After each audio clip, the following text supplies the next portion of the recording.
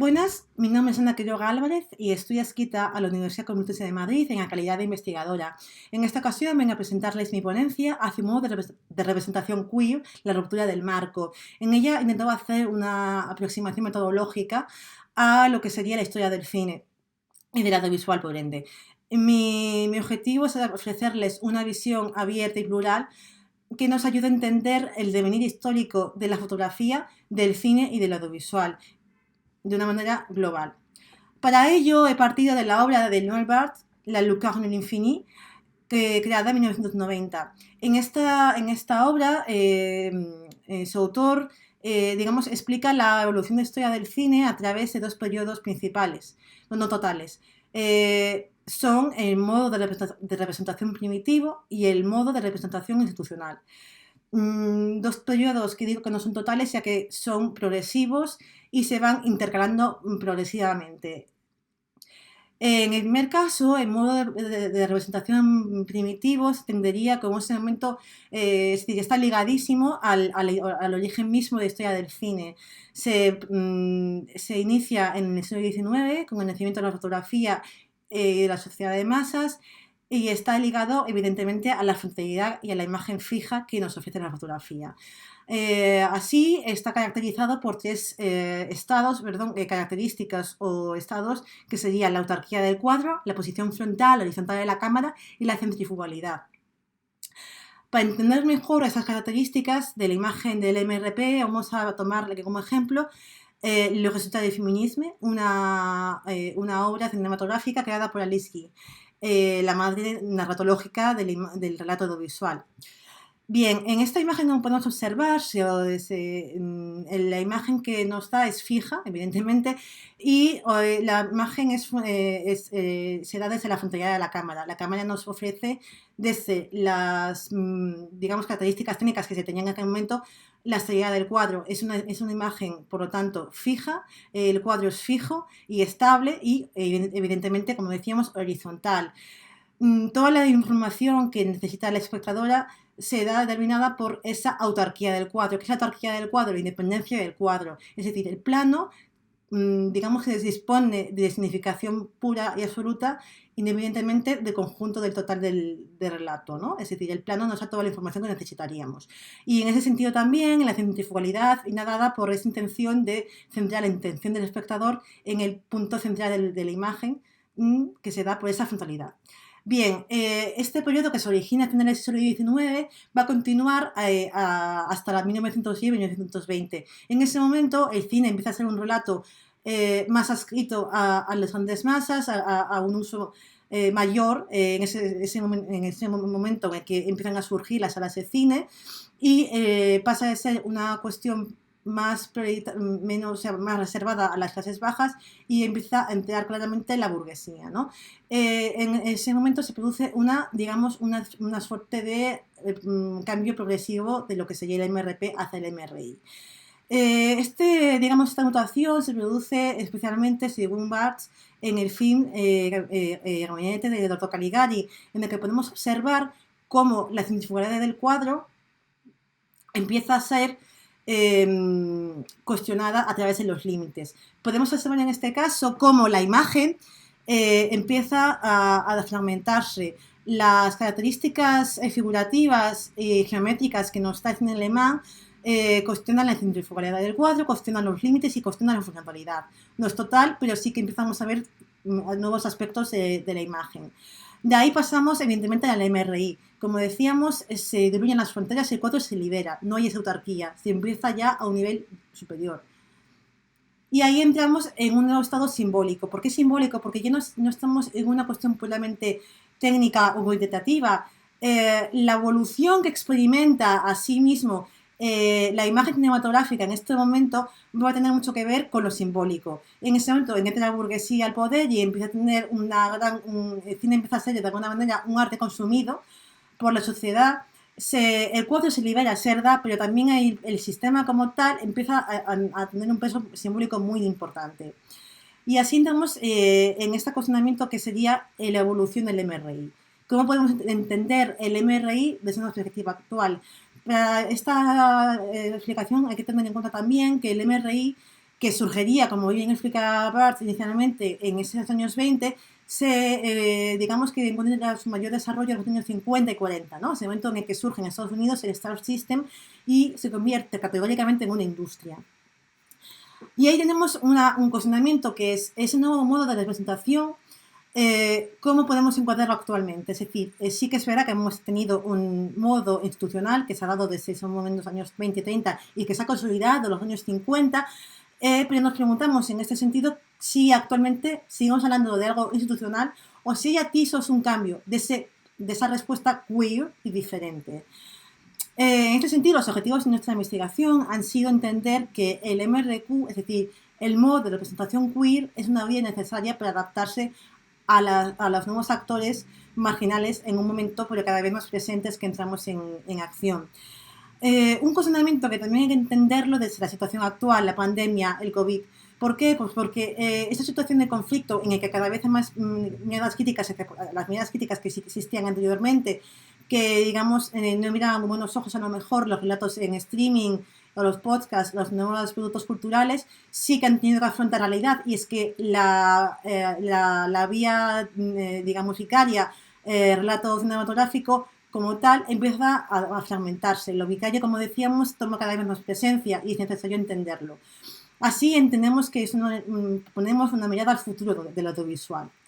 Con lo cual, las hipótesis, ¿cuáles serían? Pues bien, básicamente que queremos ofrecer un enfoque global y plural, siempre entendiendo que el nuevo MRQ, la perspectiva queer del relato cinematográfico, ha de darse desde el origen, es decir, desde que se hace ese guión cinematográfico audiovisual televisivo hasta que se distribuye, es decir, streaming.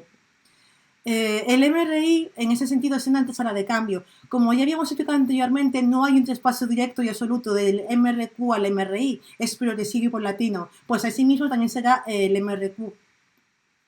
Para ello, tomamos como referencia la metodología cualitativa. Una idea que tomamos para afrontar este cuestionamiento tan interesante de la imagen cinematográfica y por ende audiovisual, tomamos en ese sentido como referentes teóricos como referentes en general, segmentamos la imagen en dos, digamos, la historia del cine en dos periodos principales, que sería el periodo de base de referencia, que son los años 60 y 90, ese momento previo en el que empieza a emerger un nuevo concepto de la imagen cinematográfica que estará muy ligado a esos movimientos activistas de calle, es decir, cómo la lucha social que empieza a emerger en los años 60 cuestiona el relato y su unicidad absoluta. Y de ahí nos iríamos directamente, como veremos posteriormente, a la nueva concepción de la imagen. Bien, en este periodo previo, a los años 60-90, vemos que hay referentes y ejemplos, ¿no? Los referentes teóricos podrían ser, en ese sentido, los Cultural Studies y los Gender Studies. Figuras que podríamos tener en cuenta, evidentemente, Laura Mulvey y su texto de 75, Visual Pleasure, pero también, obviamente, el movimiento de Stonewall, el 69, la gran rebelión queer y la lucha de los derechos civiles en Estados Unidos y en Europa, ¿no? Y también, evidentemente, el emerger del tercer cine. De ahí, lo que serían los referentes pragmáticos serían la avant-garde feminist y Black Exploitation. Hablamos a grandes rasgos, pero a pequeños rasgos había muchísimos otros movimientos activistas que están potencializando otra manera de entender el relato cinematográfico. Como ejemplos, hemos tomado 4 nombres occidentales siempre, pero que hemos segmentado en este sentido entre la mirada más europea, que sería la de Chantal Akerman y Agnes Varda, y otra más estadounidense, que sería la de Spike Lee y John Waters. Bien, en primer lugar, el caso de Agnes Varda, que L'un chante, l'autre pas, una de sus cintas que hemos elegido para este caso, se ve ya en la composición del cuadro, como ya se segmenta obviamente la centrifugalidad del cuadro de MRP, pero también se segmenta la cuestión simbólica e institucional del MRI. Entra en acción el sujeto, quien narra mujeres, cómo narran colorimetría, color, diversidad. Y de ahí nos vamos a Pink Flamingos, John Waters 72. ¿Por qué? Porque ya no es una cuestión de quién está narrando, sino de cómo está narrando. Una mujer como Divine que se ha puesto a crear su propio relato, que es John Waters, quien le da voz, pero no deja de ser Divine, una mujer de los márgenes que va a hablar en su nombre, ¿no? También, evidentemente, como sucedía en Agnes Varda, la colorimetría es vital para entender este proceso de cambio. Y de ese momento previo nos vamos a la actualidad. Bueno, actualidad, años 2000, 2001, 2010 y hasta el siglo XXI, lo que podemos contar como siglo XXI. Bien, en este periodo los referentes eran, en el caso de los teóricos, eran Judy Butler y Paul Preciado. ¿Por qué? Porque su redefinición del cuerpo es determinante para comprender el cambio cualitativo del MRQ. En este aspecto también hay que tener en cuenta que el activismo de calle que sucedía anteriormente se transmuta a un activismo cibernético y vicario, como es el poder del hashtag, que nos puede parecer algo banal, pero no lo es, ya que ha movido muchísimas personas y mujeres de todas las entidades, ¿no? Es decir, sí que es interesante observar como el fenómeno Me Too y Black Lives Matter se ponen una mirada diferente de la narración, aunque no sea puramente cinematográfica, pero sí real. Como ejemplos de este periodo hemos decidido optar por Michelle Coyle en ese sentido, Xavier Dolan, Phoebe Water-Bridge, la autora de Fleabag, y Luca Guadagnino. De manera más práctica hemos tomado dos ejemplos más centrados que son I May Destroy You y We Are Who We Are, ambos en la plataforma de HBO. En el caso de